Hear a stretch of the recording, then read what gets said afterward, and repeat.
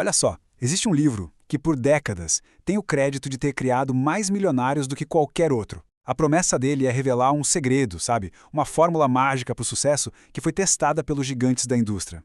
Hoje, a gente vai mergulhar a fundo na filosofia de pense e enriqueça de Napoleão Hill.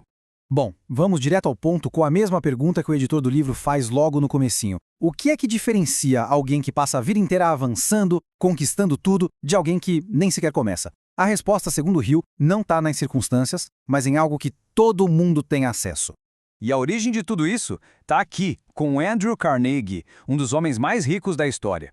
Ele tinha essa convicção, sabe, de que o sucesso não era uma coisa aleatória, mas sim o resultado de uma fórmula, que podia ser aprendida e aplicada por qualquer um. E ele sentia que era quase um dever compartilhar essa fórmula com o mundo. Mas como ele ia fazer isso? O Carnegie precisava de alguém que topasse uma missão que era monumental. E foi aí que ele encontrou Napoleão Hill.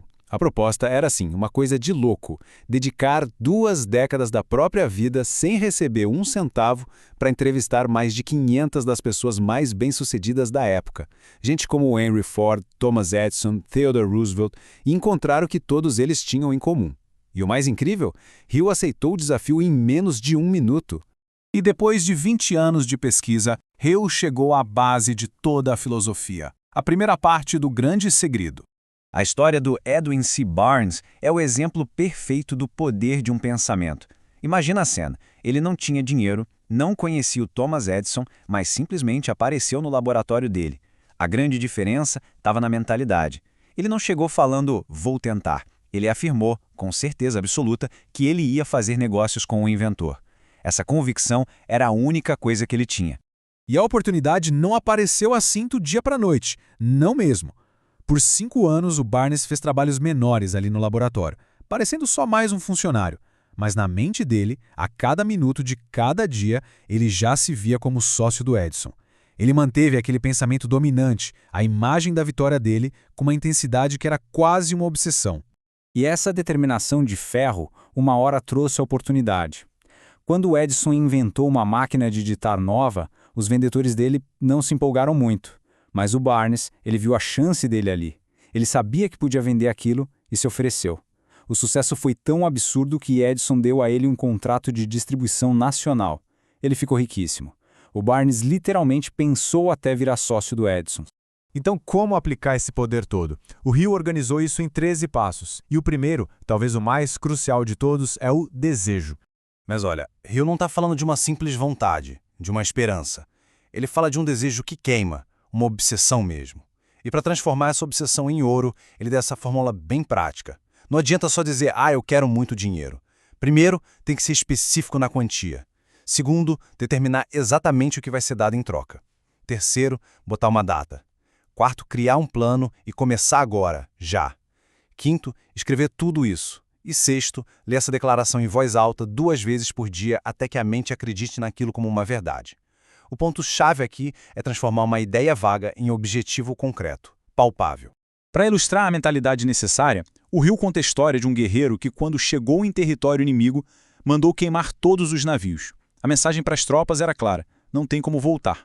A única opção é vencer.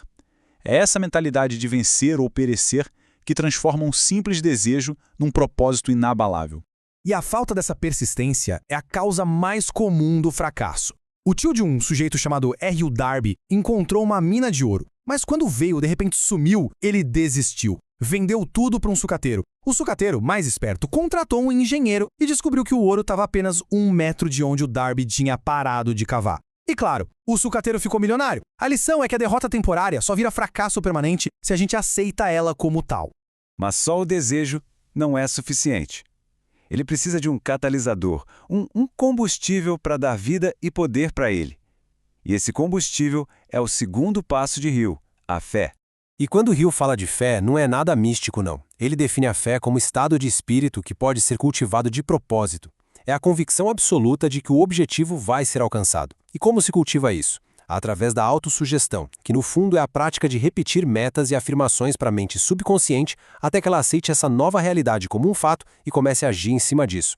E aqui está mais uma fórmula prática, direto do livro, feita para construir essa fé que não se abala. Repara como ela combina ação, visualização e autossugestão, tudo ancorado num propósito claro e em princípios de integridade. É um sistema completo para reprogramar a mente para o sucesso. Então, no final das contas, qual é o tal do grande segredo do Carnegie que o Hill passou 20 anos decodificando? A verdade é que não é uma única frase mágica. É a compreensão e a aplicação de todos esses princípios, juntos. O próprio Hill resume a essência da filosofia dele com um poema muito poderoso que ele cita no livro e, bom, as palavras falam por si.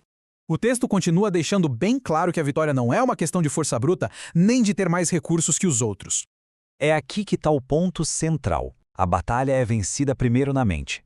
A convicção interna determina o resultado antes mesmo de a ação começar de verdade. E o Hill conclui que o poder de controlar o próprio destino vem do poder que se tem sobre os próprios pensamentos. Ao escolher deliberadamente os pensamentos de desejo, de fé, de propósito, e ao plantar isso no subconsciente, cada um se torna o arquiteto da sua própria realidade. E isso tudo nos traz de volta à questão fundamental. Se os pensamentos realmente se transformam em coisas, e se cada um é o capitão da própria alma, a única pergunta que fica no ar é: qual pensamento dominante vai ser escolhido para definir o curso da própria vida?